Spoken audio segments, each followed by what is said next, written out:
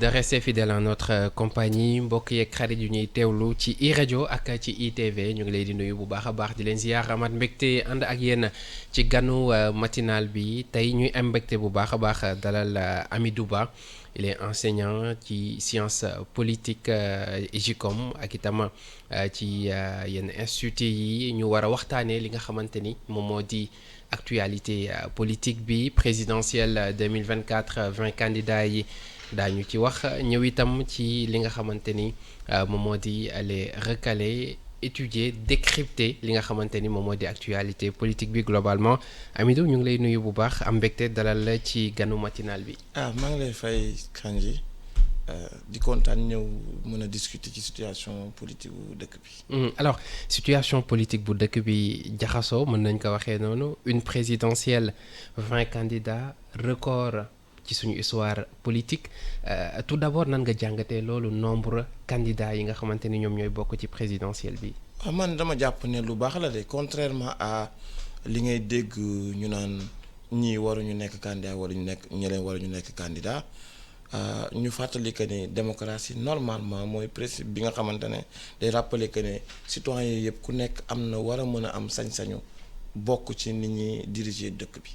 donc foofu warul am xaaj ak seen donc c'est tout à fait normal que mu am autant de candidats même plus à défaut d'avoir le tirage au sort qui est le système normal dans une démocratie. Donc comme on est dans une élection c'est bien qu'il y ait plusieurs postures. Je trouve que ne lu baax la. mais tey gis nañ ni lu baax la mais ci suñu histoire politique bu ñu xoolee souvent dañ doon gis ni donte naam mbir yi doon ubbeeku parce que bu ñu jógee ci candidature unique yi nga xamante ne dem na fi ba ñu ubbi élection yi bii mooy bu njëkk est-ce que amul facteur yoo xamante ni moom moo expliquer loolu parce que bu ñu xoolee le président sortant bokkul ci élection bii nii. Le principal opposant bi ñëpp jàppoon ni moo gënoon yaakaarloo également bokkul physiquement ci élection bi nii est-ce que loolu amul lu mu si joué. waaw da ci joué parce que boo xoolee mouvance présidentielle candidat yi am bennoo yi gis nga am nay candidats yu génnee ci ay flancs le fait que bokkul day tax par exemple su doon moom bokk na Amadou Ba doonu woon bokk c'est sûr Boun Abdallah doonu woon bokk. Pour wax juste ci ñu gën a mag ay Mimi Touré doon woon postuler entre autres donc le fait que ni bokkul day créer bipolarisation beneen day effritement buy am autour de ñi nga xam ne moom moo leen mënoon rassembler. Donc on a vu cas où Abdoulaye Daouda Diallo il y avait beaucoup de volonté donc bu doon moom day candidater normalement doonul woon bëri noonu de l'autre côté aussi Ousmane Sonko le fait que ni ñu daal di koy exclure. D'un point de vue juridique ça fait que ni ci côté moom am na au moins ñaari candidature yu génn ci flanc que ça soit muy Bassirou Diomaye Faye wala Habib pour ne parler que de ces deux là donc oui bu doon ñoom ñaar bokk nañ doon na am moyen de candidature et même on ne peut pas faire de conjoncture peut-être que ci ñeneen ñi nga xam ne postuler lañu yëpp du ñàkk ñoo xam ne doon nañ mën a trouver ay moyens d'aller vers une coalition que ça soit muy Cheikh Tidiane Dièye vers Pastef que ça soit Abdourahmane Diouf il y avait des points de convergence entre ñoom ak waa Pastef. Donc oui ça c'était peut-être une possibilité mais aussi une élection moi je le dis toujours c'est un moment de marketing politique. C'est un moment de publicité gratuite pour beaucoup de personnalités qui sont là non pas pour gagner les élections mais pour être dans le jeu. Ay gains relatifs. Loolu lan lay jur après pour être juste dans le jeu. Être dans le jeu mooy que ni c'est un moment où tu as droit à de la publicité. Toutes les télés, toutes les émissions, toutes les matinales vont parler de tel candidat, recalé ou pas, c'est une publicité. Donc ça permet après am benn possibilité de def coalition de proposer ne man jàppale naa telle personne en cas de second tour ce qui est très très probable dans le cas d'espèce et que ni voilà tu te retrouves avec un poste ministériel ou de directeur d'une je sais pas d'une société c'est très courant d'ailleurs et man c'est ce que j'appelle les passagers clandestins. Ils sont pas là pour vraiment nekk président mais pour bokk ci jeu bi. Alors bu ñu xoolee également ñu bëri dañuy interroger aussi nombre candidat bu bëri bii nii est-ce que du poser réellement un problème de choix pour ñi nga xamante ni ñoom ñoo di les électeurs est-ce que tànneef bi dina yomb bu 20 candidats ku nekk bëgg a dérouler sa programme ku nekk def say promesses est-ce que du jur effet contraire bi mu waroon. du sax yomb même bu doon ñaari candidats la parce que le problème avec l'élection mooy que ne déjà du démocratie élection ça va avec l'oligarchie maintenant dans le cas d'espèce mu am élection nii c'est comme si on demandait aux citoyens vous avez le choix entre plusieurs fruits mais vous ne choisissez qu'avec un manguier genre de fait on a limité les possibilités de choix alors qu'on sait que fruits yi ëpp nañ ay mangue mais bu ñu la joxee ne la ci garab bi ngay choisir fruit c'est un peu ça bu ñu la joxee élection loolu lay xaw a nduro donc t'as pas le choix de citronnier wala yeneen fruits yi nga xam ne c'est des possibilités et qui pourraient aller mieux pour yow selon sa situation de santé et tout ça mais il y a d'autres éléments c'est que l'électeur n'est pas nécessairement rationnel il y a un débat en sociologie électorale qui essaie de comprendre lan mooy motiver vote yi il y a le modèle de Michigan l'école qui dit que par exemple on vote politiquement comme on est socialement par exemple ñi pauvres ils ont tendance et les ouvriers à voter à gauche ñi nga xam ne ils sont riches ils ont tendance à voter à droite plus libéral et tout ça mais dans le cas de suñu dëkk bi il faut dire la vérité on a du mal à voir décrypter benn ligne idéologique ci suñu parti politique yi ak ñi nga xam ne dañuy dem élection donc même première remarque bi ñu war a def mooy on va voir est-ce que ces candidats ont réellement un programme point d'interrogation. Loolu ce sera déterminant. Voilà parce que boo déggee discussion yi ni muy amee. ñu ci bëri ils font benn storytelling sur les parcours scolaires universitaires benn professeur Daouda Ndiaye da naan la man je suis médecin professeur j'ai fait telle chose à Harvard benn Anta Babacar Ngom ne la man j'ai été à Ouaka j'ai un master en communication j'étais pauvre comme vous on a vu comment ça a fait l'objet de trolls pour moom et il n'est pas ba léegi man dégguma ñoo xam ne wax nañ fi programme Bassirou Diomaye Faye on peut partir du principe que peut-être c'est le programme de Pastef qui va porter mais ba léegi puisque condition yi mu nekk carcéral ça ne lui permet pas peut-être mu am discussion boobu pour nit ñi mën a xam jusque là Idrissa Seck silencieux Amadou Ba on se pose la question comment être d'accord ou pour Amadou Ba si on ne l'a pas entendu parler de programme yooyu yëpp c'est des questions avant sax ñu naan choix wu électeur il y a un problème déjà autour des candidats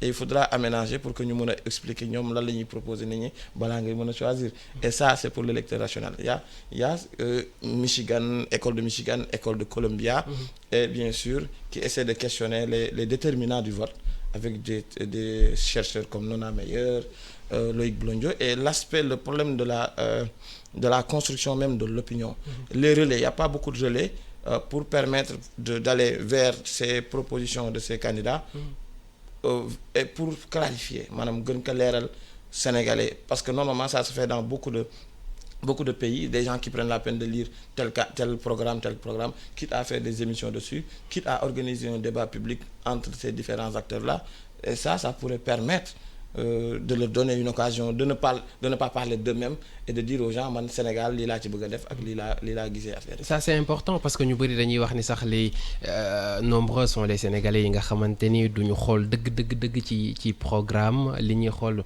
c'est plutôt le vote affectif wala yeneen yi ni mel donc au-delà du programme il faudrait d'abord comprendre comment votent les Sénégalais. Pour reprendre le titre de Khadim Bamba Diagne. Oui là c'est une grande et bonne question pour ce pays-là parce que le problème mooy que ne suñu jàllee ci garab bi xam ne ay mangue yi rek la ñu proposer nit ñi après il faudra voir après ci biir mangue yi y a une diversité au moins et il faudra que loolu noonu mu am ñuy décrypter pour faire passer le message ça c'est un peu le rôle quand même des médias et des journalistes que d'essayer d'organiser le débat public on voit par exemple que l'invité des rédactions bu iRadio c'est un modèle mais par exemple ça aurait été plus intéressant si c'était 2-3 invités en même temps pour qu'ils débattent de leur programme si c'est une seule personne difficile qu'il y ait une contradiction alors que la contradiction pourrait aider à faire le lien à décrypter profondeur analyse ou les différents candidats et tout ça mais ça c'est possible avec vraiment un grand angle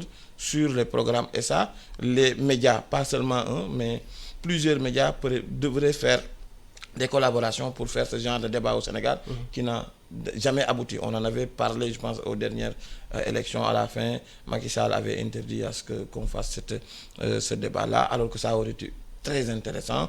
De l'autre côté, on n'a jamais vu, par exemple, Macky Sall débattre de programme avec quelqu'un d'autre, quoi, ou avec d'autres. Alors que ça aurait été très intéressant. Même chose, comme on se souvient de second tour. Oui. L'idée avait germé. un débat entre Macky Sall et Abdoulaye Wade, si vous vous souvenez, en 2012. À la fin, Macky Sall n'a pas voulu débattre. Bon, pour ça, on peut comprendre. Mais pour les autres, où il était vraiment un président sortant est toujours favori. C'est-à-dire que quel que soit Alpha, le problème, c'est le second tour. Donc, mais c'est de bonnes occasions d'éducation à la démocratie, d'éducation à la participation politique. Pour que les indécis, parce que c'est ceux-là qui décident dans une élection, quand les gens qui n'ont pas l'habitude d'aller voter, parce qu'ils ne sont pas partisans, parce qu'ils n'ont pas le temps au niveau professionnel, parce que leur situation géographique ne leur permet pas d'aller voter, s'ils décident d'aller voter, c'est ceux qui font basculer les élections d'habitude. Mais chaque base politique a son électorat. Que ce soit PDS, que ce soit Benno, même si on peut débattre sur ça, Benno, est-ce qu'il y a pas, il y a cet ancrage-là. C'est une grande coalition hétéroclite, mais qui a tenu quand même pendant 12 ans. Ça, c'est un mérite de Macky Sall qui a pu rassembler quand même beaucoup de gens qui avaient des différents historiques. Je pense à Moustapha Niasse et Feu Ousmane Tanor Dieng qui avait un réel... Voilà. Mais ça, pour moi, c'est à ce niveau-là que le génie de Macky Sall se voit. Mais pour le reste, il joue en arrière-plan. Moi, ce qui fait que voilà, ça tue le débat parfois. Alors que le jeu politique, on est dans une perspective, on veut aller vers une démocratie. Le Sénégal n'est pas encore une démocratie et le débat public, notamment avec le concours des journalistes, pourrait être très très intéressant. Et on le voit partout dans le monde. Dans le monde, oui. D'ailleurs, ñu ngi koy xaarandi chaque année ñu bëgg ko teg mais c'est un peu compliqué parce qu'on bute sur des réalités yoo xamante ni mu ngi noonu mais tey bu ñu xoolee yaa ngi koy wax léegi Macky Sall am na lu mu réussir mooy maintenir li nga xamante ni moom moo di l'appareil Benno Bokk Yaakaar depuis tout ce temps mais ñu gis ni ak présidentielle bi nii am na lu ci soppeeku tey est-ce que nombre candidat yi génnee ci appareil Benno Bokk Yaakaar bi bokk ci course présidentielle bi du ko xaw a tegal ay obstacles un peu. ci li ñu waroon mën a alors bon surtout Amadou Ba. ba nga wax démb ma ne le problème mooy que ni c'est peut-être une stratégie. nan la mënee nekk une stratégie mën na nekk comme on sait que y aura nécessairement effritement de l'électorat parce que tout le monde Amadou Ba ne peut pas faire l'unanimité dans Benno. C'est un candidat choisi par Macky Sall. Alors, est-ce que certains, les plus loyaux, vont aller dans ce sens-là? Et le dernier remaniement, pour moi, c'était pour dire aux gens, ceux qui sont loyaux avec mon choix, ceux qui sont d'accord, ils restent. À récompense. Voilà, ceux qui ne sont pas d'accord, c'était un test de loyauté. Ceux qui sont d'accord avec moi, ils restent. Ceux qui ne sont pas d'accord, ils vont faire leur chemin. Et ça a permis de vérifier, c'est le gouvernement choisi par Amadou Ba, c'est un bon point de départ et c'est une bonne stratégie. Maintenant, on peut partir du principe que ça soit Boun Abdallah Dionne, que ça soit Abdoulaye Daouda Diallo, ou les autres qui ont fait défection, qui n'étaient pas d'accord avec cela. Peut-être que c'est une stratégie de Benno, qui veut qu'en cas de second tour, qu'il puisse y avoir des coalitions naturelles. Par exemple, Boun Abdallah Dionne peut se trouver avec Amadou Ba au second tour. Puis qui sait qu'ils sont en train de discuter? Personne n'en sait rien pour l'instant. En tout cas, moi, je n'ai pas d'informations dans ce sens-là. Et c'est peut-être une stratégie parce qu'au niveau de l'opposition, ce sera plus facile de faire des coalitions en cas de second tour. Et même pour l'opposition, l'option de faire plan B, C, D est de discuter déjà en amont pour polariser le maximum de votes et qu'au second tour, qu'il y ait voilà, des possibilités de se retrouver. Vous voyez, ça peut être de la stratégie. Peut-être aussi, c'est un problème d'ego, comme on voit chez les politiques parfois. Oui. Si le chef me choisit, il faut respecter le choix du chef. Si le chef ne me choisit pas, bon, je vais par moi-même. Il y a toujours ce problème-là. Et ça se comprend pourquoi Macky Sall n'avait pas parlé de son mandat jusqu'à la fin. Il a gagné beaucoup de temps pour ça parce que peut-être c'était pour éviter cela. Alors loolu la ñuy wax ci ak opposition bi rawatina Pastef bi nga xamante ni ñoom jamono ji mën nañ ni am nañu 2 à 3 candidats yoo xamante ni dinañu bokk ci course bi lan mooy tax tey ñu mën a dajale li nga xamante ni moo nekkoon seen force loolu est-ce que ci Ousmane Sonko la mën a jógee est-ce que ñi ci des comme que nee nañu Diomaye mooy Sonko dañu war a bàyyi comment nan la ñu war a def ba li nga xamante ni moo nekkoon seen force ñu bañ ko. Ils ont deux options. Options. La première, c'est de dire aux gens, on fait comme la stratégie du pouvoir. Oui. En wolof, oui. dañuy bàyyi. ñeneen ñi nga xamante ne ñu dem premier tour bi lu ñu am ñu jël mais naturellement c'est des candidats en cas de second tour qui vont aller avec le candidat de l'opposition le plus proche. Mën na nekk tamit que ni ils sont en train de discuter et que ces deux, puisque Bassirou Diomaye Faye est passé, ou que Habib autant pour moi si Oui. Habib Sy, qu'on laisse l'un de ces candidats-là, puisque maintenant les dés sont jetés et que le Conseil constitutionnel a donné la liste définitive des candidats retenus.